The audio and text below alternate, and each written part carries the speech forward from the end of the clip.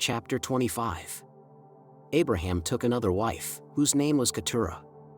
She bore him Zimran, Jokshan, Medan, Midian, Ishbak, and Shua. Jokshan was the father of Sheba and Dedan. The sons of Dedan were Ashurim, Letushim, and Lumim.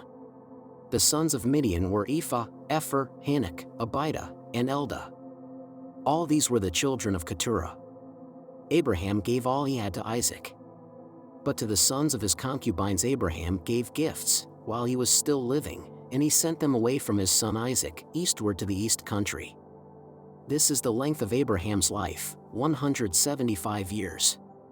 Abraham breathed his last and died in a good old age, an old man and full of years, and was gathered to his people. His sons Isaac and Ishmael buried him in the cave of Machpelah, in the field of Ephron son of Zohar the Hittite, east of Mamre, the field that Abraham purchased from the Hittites. There Abraham was buried, with his wife Sarah. After the death of Abraham, God blessed his son Isaac. And Isaac settled at Beer-lahai-roi. These are the descendants of Ishmael, Abraham's son, whom Hagar the Egyptian, Sarah's slave girl, bore to Abraham. These are the names of the sons of Ishmael, named in the order of their birth: Nebaioth, the firstborn of Ishmael, and Kedar, Adbeel, Mibsam, Mishma, Duma, Massa, Hadad, Tema, Jetur, Naphish, and Kedemah. These are the sons of Ishmael, and these are their names, by their villages and by their encampments, 12 princes according to their tribes. This is the length of the life of Ishmael, 137 years. He breathed his last and died, and was gathered to his people. They settled from Avila to Shur, which is opposite Egypt in the direction of Assyria. He settled down alongside of all his people. These are the descendants of Isaac, Abraham's son. Abraham was the father of Isaac. And Isaac was 40 years old when he married Rebekah, daughter of Bethuel the Aramean of Paddan Aram, sister of Laban the Aramean. Isaac prayed to the Lord for his wife, because she was barren, and the Lord granted his prayer, and his wife Rebekah conceived. The children struggled together within her, and she said, "If it is to be this way, why do I live?" So she went to inquire of the Lord. And the Lord said to her, "Two nations are in your womb, and two peoples born of you shall be divided. The one shall be stronger than the other, the elder shall serve the younger." When her time to give birth was at hand, there were twins in her womb. The first came out red, all his body like a hairy mantle, so they named him Esau. Afterward his brother came out, with his hand gripping Esau's heel, so he was named Jacob. Isaac was 60 years old when she bore them. When the boys grew up, Esau was a skillful hunter, a man of the field, while Jacob was a quiet man, living in tents. Isaac loved Esau, because he was fond of game, but Rebekah loved Jacob. Once when Jacob was cooking a stew, Esau came in from the field, and he was famished. Esau said to Jacob, "Let me eat some of that red stuff, for I am famished." Therefore he was called Edom. Jacob said, "First sell me your birthright." Esau said, "I am about to die. Of what use is a birthright to me?" Jacob said, "Swear to me first." So he swore to him, and sold his birthright to Jacob. Then Jacob gave Esau bread and lentil stew, and he ate and drank, and rose, and went his way. Thus Esau despised his birthright. Chapter 26.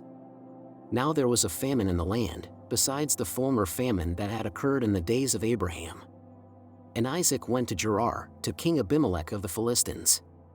The Lord appeared to Isaac and said, "Do not go down to Egypt, settle in the land that I shall show you.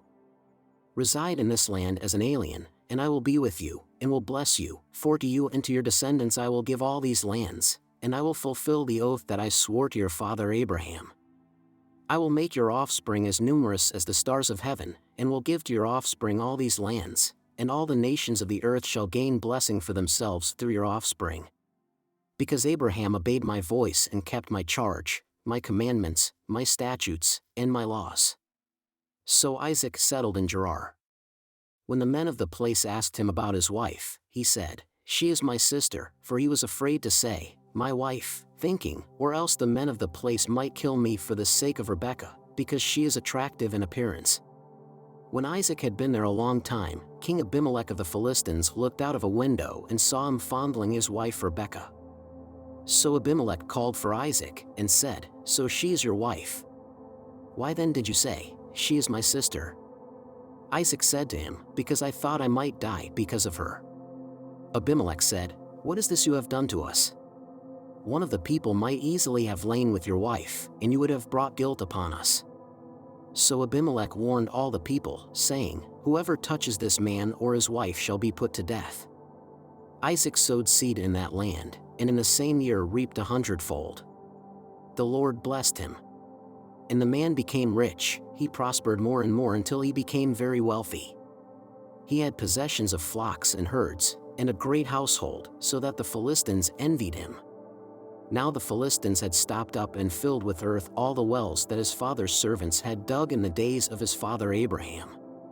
And Abimelech said to Isaac, "Go away from us, you have become too powerful for us."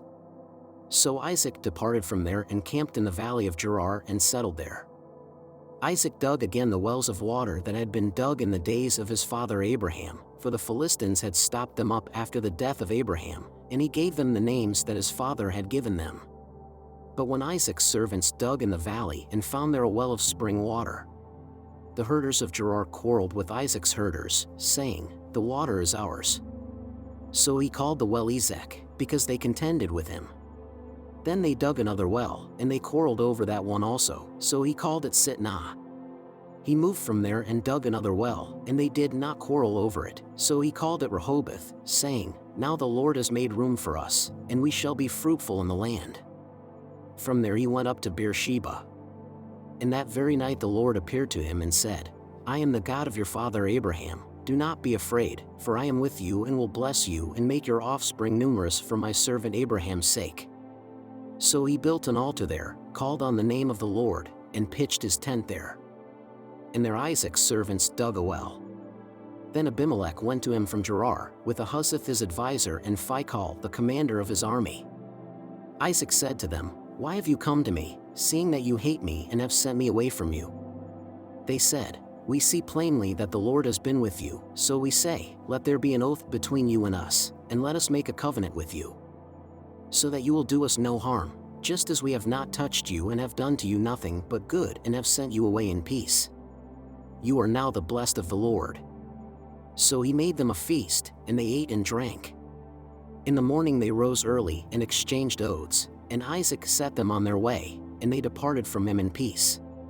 That same day Isaac's servants came and told him about the well that they had dug, and said to him, "We have found water." He called it Sheba, therefore the name of the city is Beersheba to this day. When Esau was 40 years old, he married Judith daughter of Beri the Hittite, and Basemath daughter of Elon the Hittite. And they made life bitter for Isaac and Rebekah.